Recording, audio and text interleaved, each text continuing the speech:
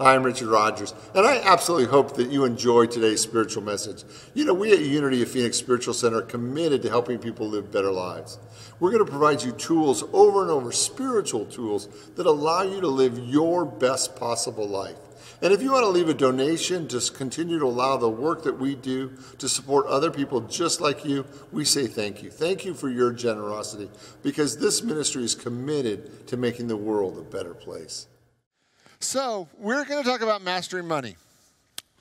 And there are two premises, and I think we have this. You guys have the slide up there. There's two premises that we've been focused on.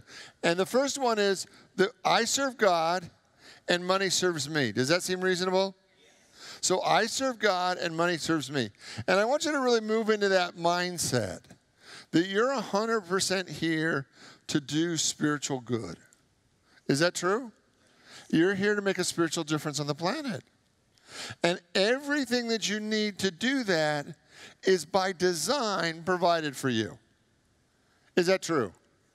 Everything is that you will ever need is 100% there because we live in an infinite universe. Is that true? Right? So you serve God and the universe serves you. Great plan, right? And then what we also talked about last week was that as you give from your abundance to God, to the people around you, that even that comes back to bless you. That we have a universe that's designed to work at every level. True? So last week, the two major ideas that we focused on is knowing what you want. How many of you did your homework? Don't raise your hand, Ruth. I know you didn't do your homework. She already told me she did. So, right? So the first one is know what you want, and then we have to call it forth from where? Outside or from inside? Inside, from within us, all right? And so this week, we're going to focus on taking the next step. Now, I love that once you begin to make a commitment to something, you begin to see it everywhere. So how many of you, anybody get the Reader's Digest? Nobody? Okay, great. My mother-in-law sends it to me. Thanks, Mom. The article's called Couponing for Charity. Feeding 5,000 people every month is a tall order. For Lorian Pure, a single mom, full-time mental health therapist, and founder of a nonprofit called For the Love of Others, the secret ingredient is couponing. Lots and lots of coupons. The meals themselves are often impressive. Spaghetti meatballs, rotisserie chicken and vegetables, meaty sandwiches. This 29-year-old prides herself in preparing and serving hearty dishes to the poor and homeless. She feeds several weekends a month in a number of cities, either beans and hot dogs in Atlanta, chili and cornbread in Richmond, Virginia, and she goes from town to town. Still, she manages to do all of this, creating these amazing menus entirely on bargains. The best way to get the lowest out-of-pocket cost is to match coupons with the items that are on sale. By clipping coupons, she saves between $250 and $1,000 per grocery trip. Considering that she's on track to serve 60,000 people before she turns 30. What have we been doing? Right? All right. So, has she mastered money? Does everything she needs is provided, right? And now she's on target to feed 60,000 people. And she doesn't even do it in her little community, right? She's doing it up and down the East Coast, right? And if she needs a kitchen, she calls a homeless shelter or a soup kitchen and says, I'd like to prepare a meal for your community. And then she goes in and feeds 5,000 people at a time. At a time. Can you imagine? She cooks homemade meals for 5,000 people at a time, and she does it all on coupons. But when she goes to the grocery store, she takes as many as 10 people with her, right? And she just can do it on her budget and what she brings in because she's mastered money. So there's two models that I want to share with you in this process, right? Because when we look at abundance, there's kind of two models in this. There's the banker's model of abundance, and the banker's model of abundance is that I'm abundant when I have enough in the bank to do whatever I want to do. That's not a bad model, right? But there's also Jesus' model. And Jesus' model was that he had a relationship with God and with life so that everything that he needed in a moment was instantly provided. So he had a spiritual relationship with life that whatever he needed would be provided. Now, I'm not saying one's better, one's worse, but I want to make sure that spiritually that you're connected with the infinite at such a level that whatever you need when you need it is instantly provided. Now, am I against you having bucket loads of cash? No. But what I'm committed to is you having a relationship with life where everything is provided for you. I serve God, money serves me. Will you say that with me? I serve God, and money serves me. One more time. I serve God, and money serves me. One of the other quotes I shared with you last week that I just love is Jean Cenero, and she says, I love money because it comes when I call. I love that quote, right? So what I want you to begin to see is that as a spiritual being, you have a right to master money. You have a right to call upon the infinite resources of God to whatever the need of the situation is right in front of you and to manifest all the good that God is, right? Do we live in an infinite universe? Yes. So is it okay for you to claim a life that is abundant in every way? Does that take away from anybody else? Does everybody have a relationship with the divine? Does everybody have a relationship with God? So can everybody live prosperously, right? Okay, great. All right. I want to shift gears just a little bit because I want to show you 4 areas of life. Okay? Now, these 4 areas, okay, this is what we're going to call is the zone of bliss. And this is going to be the zone of acceptance. This is the zone. Wait, I know this. Determination.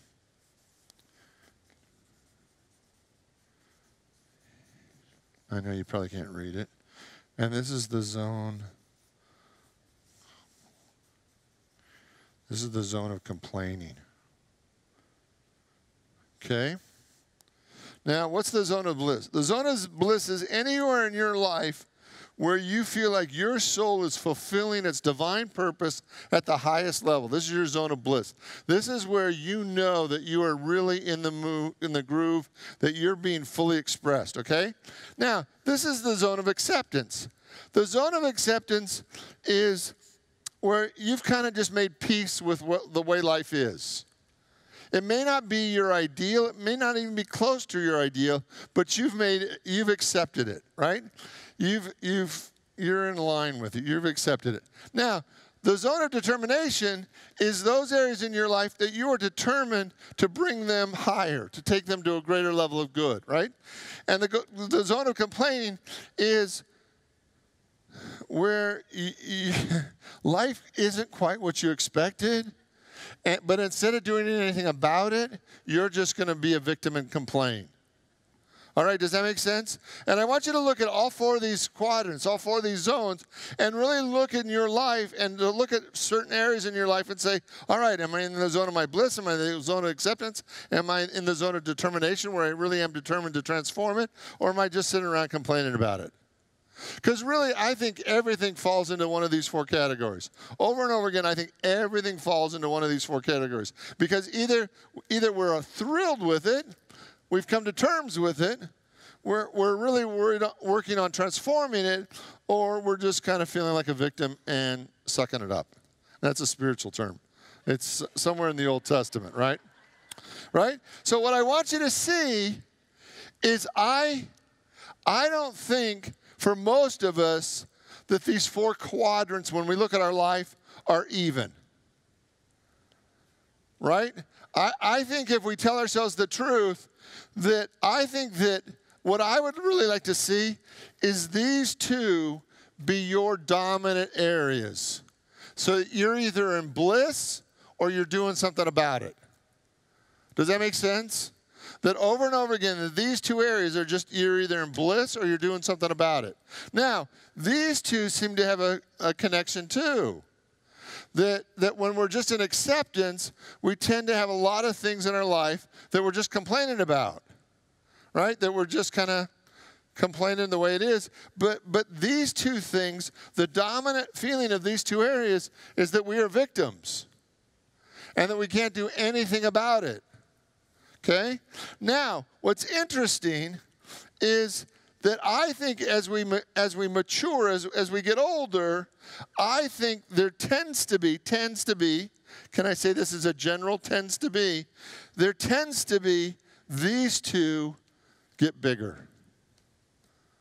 We as we get older, we tend to accept more just the way it is, and this is just the way it is, right? And we can't do anything about it. This is just the way it is. And we tend to then complain more that this is just the way it is. Tendency, right? And what I want you to really look at is I want, as we mature, I actually want you to mature into a higher level of determination. I want you to actually mature into being more committed to moving your life forward instead of just making peace with it. Not that there's anything wrong with making peace with it, right? But nothing changes in your life until you decide. Nothing changes, right? So last week we really focused on this idea of you knowing what you want. But the kicker is knowing what you want is really just the beginning step. Because knowing what you want is helpful. It sure beats not knowing what you want, right? Because not knowing what you want, you're not even in the game, right?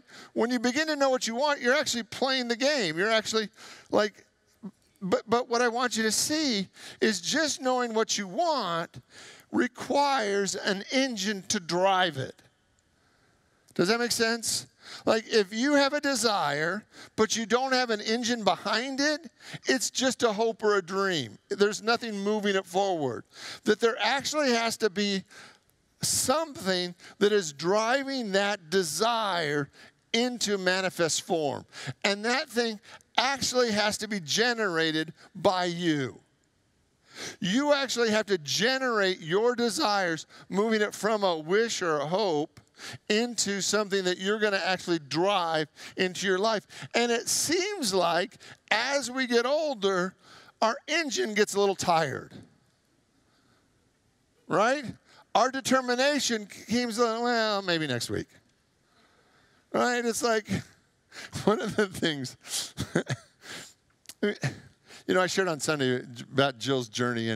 And one of the things that her oncologist said when she was first diagnosed with breast cancer is that because of her age, they had to be more aggressive because younger people, when they have cancer, their cancer tends to be more active, right? And the older people, when they get cancer, even their cancer is a little tired. Right? Not, wow. You know, it's like, well, I'll get to that tomorrow, right? So even our cancer gets a little tired, right? Cancel, we're all healed and whole in every way, right? But what I want you to begin to see is as we continue to mature, we can actually just start to slide. And just accept. It's not so bad. You know, it's not as bad as it used to be. It's not really what I want, but, you know, oy vey. And what I'd like you to look at tonight is to move your life truly forward, to be the man or woman that God really, truly created you to be. I think we have to really look at relighting our pilot, relighting our engine, restarting up that determination that says, I will make my hopes and dreams a reality. I've decided that this is possible. See, the problem is that as we continue to mature, we have little disappointments. And sometimes we have big disappointments. Everybody had at least one disappointment in your life. where something didn't work out the way you thought it was going to. What I want you to begin to see is the problem with your determination is that once you get disappointed, then we begin to talk ourselves out of starting the engine up. Because we said, if that didn't work out, then maybe this won't work out, and then maybe this won't work out, and then maybe this won't work out, and then finally we don't even get off the couch. And so part of relighting your determination, really being on fire again with your desires, is the willingness to forgive that which didn't work for you. So you can be on fire again. So that you can really be about what you want to be about. Because the universe 100% will give it to you, but you have to be willing to move in the direction of your desire, and only you can do that. That you have so much within you that has to be called out to get to the next level of life. And just hoping and desiring and dreaming doesn't have enough juice for most of us. So if last week you really told yourself the truth about what your desire is, now the question is, if I tell myself the truth, do I actually have enough fire within me to get there? Or is that just a sweet idea? Right? And you're actually going to have to awaken your spirit. Your spirit cannot be asleep and move to the next level of good. You need to actually be fully alive. See, one of the requirements of being fully alive for our whole life is that we stay in this place of bliss and determination. That we have to stay in this place where we're on fire to really move our life forward. Now, does that mean that you need to work 90 hours a week to be on fire? No, there is something about working smarter, not just harder. But you have to be in your passion to get there. So I want you just to ask yourself the question, on a scale of 1 to 10, how passionate am I? Well,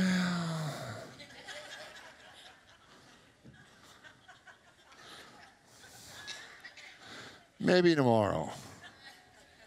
I got my soap and, I can watch TV, and I'm happy, right? I got 3 squares. I'm good, right? And we 100% can do that, right? Because there's a part of us that just wants to keep going in the way that we understand and the way that feels comfortable. But if you want to play your whole life, if you want to live your whole life, you got to make sure you're still on fire.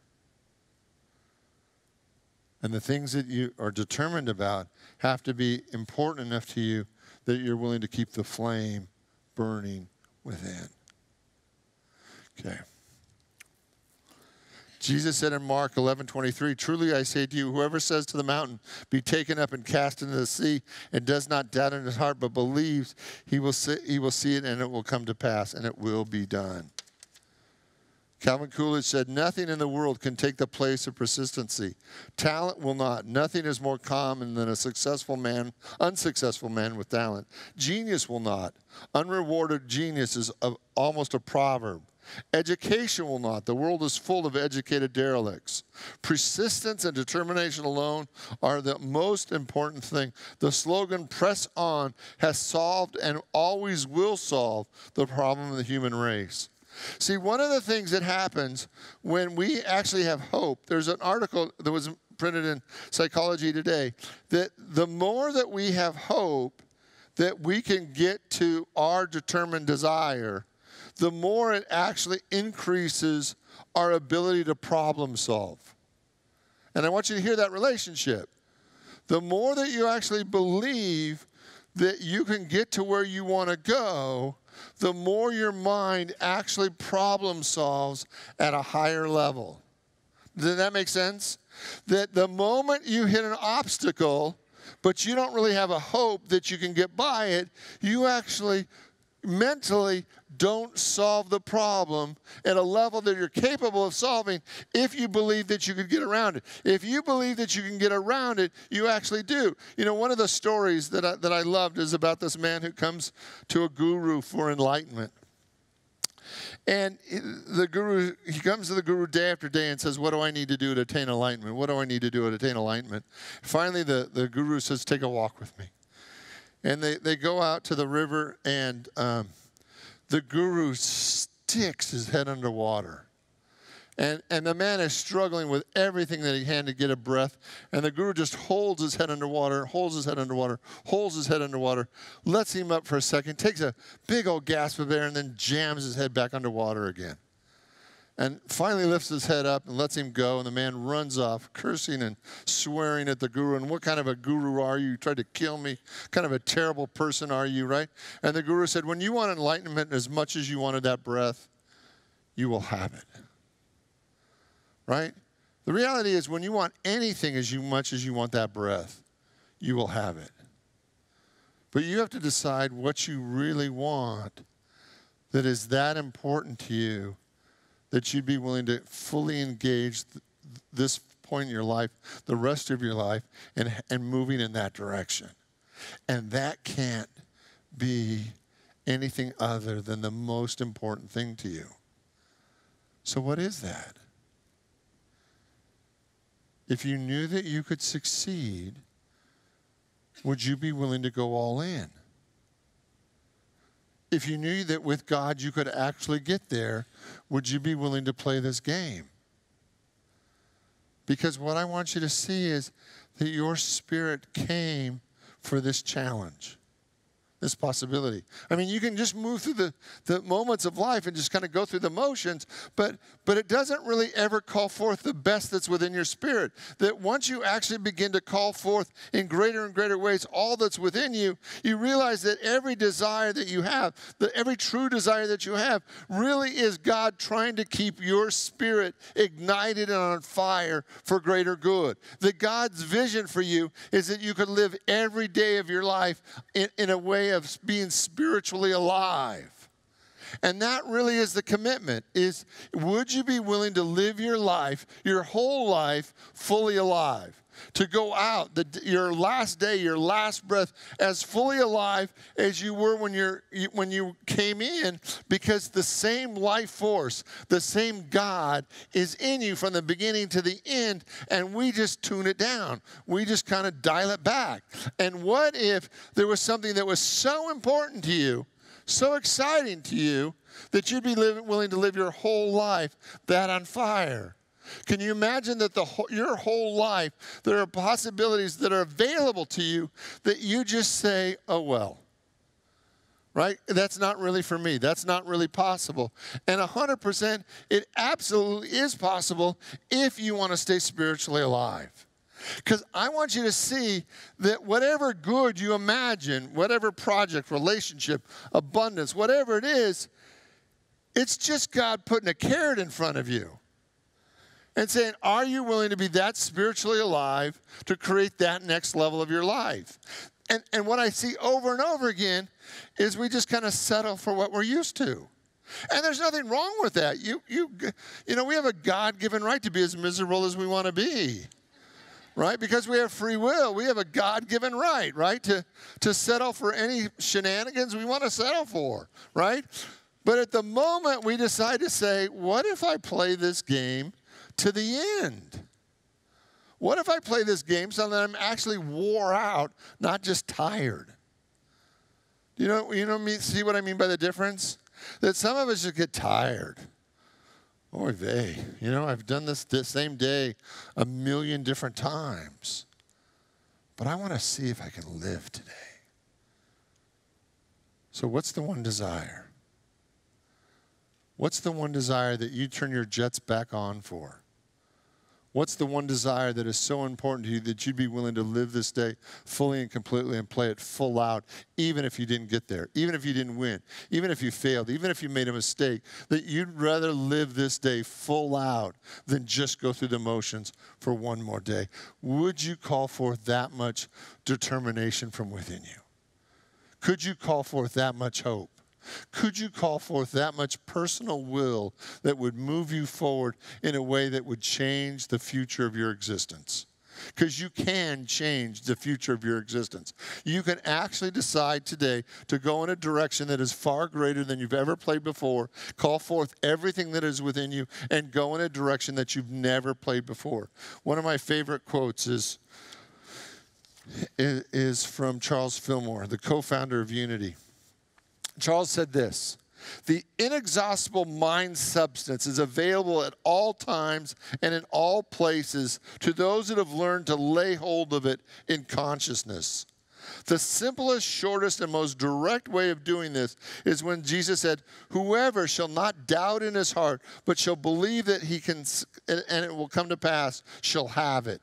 When we know that the certain potential ideas exist in the invisible mind expression named by science, both ether and space, that we will be provided to lay hold of them.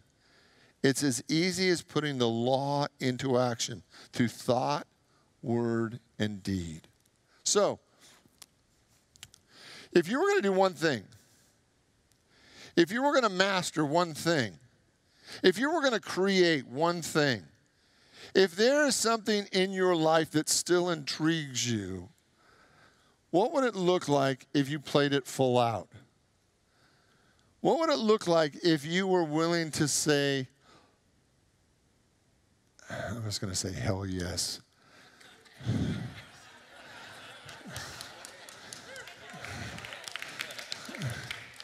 All right, since I've already said it, it's already out there. Richard's on email. Just send Richard an email. He's on 10 days of silence anyway. He's not going to see it for at least 3 weeks. If you were willing to say hell yes to life, right, what would be the thing that you'd be willing to say hell yes to? Right? Because I know that it feels easier just to go through the motions. It does.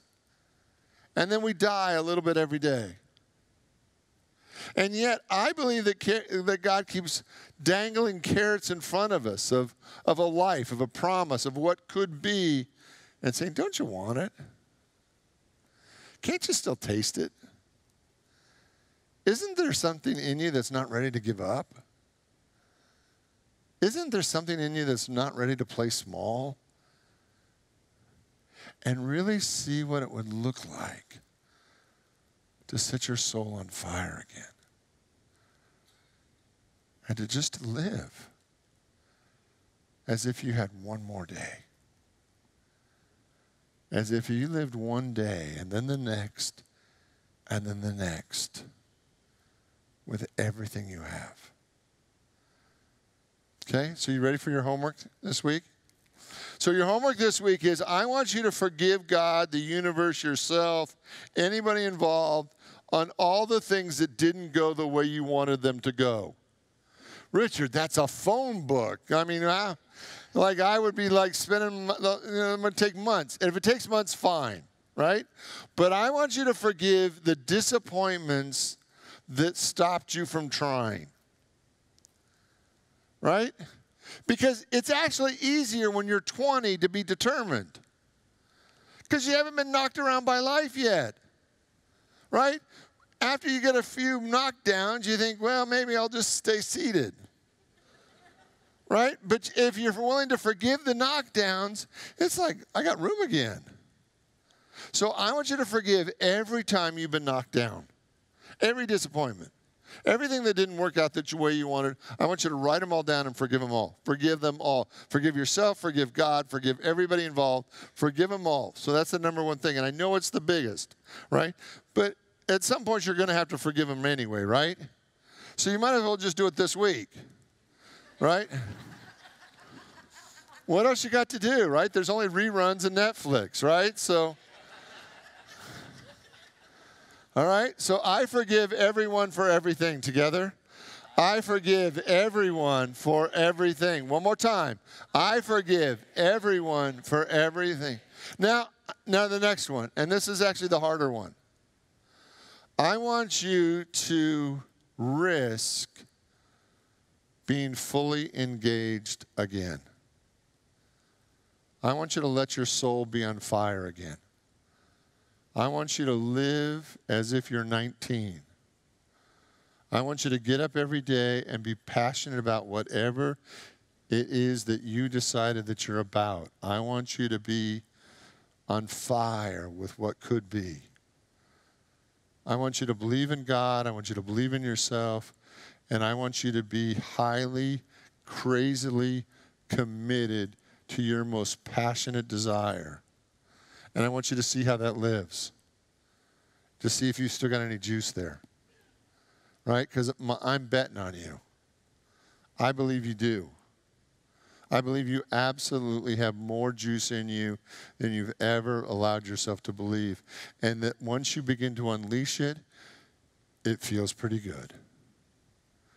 That one day living from your juice is better than 1,000 days just going through the motions. I am on fire with God. Will you say that with me? I am on fire with God. One more time like we mean it. I am on fire with God. Okay, so you already know what you want, true? And you already know that it has to come through you, true? Those were last week. This week it's about your passion. It is about turning your passion up all the way so that you can actually have what you want. And it's about forgiving all the disappointments so that it now feels safe for you to fully re-engage the fire of your soul.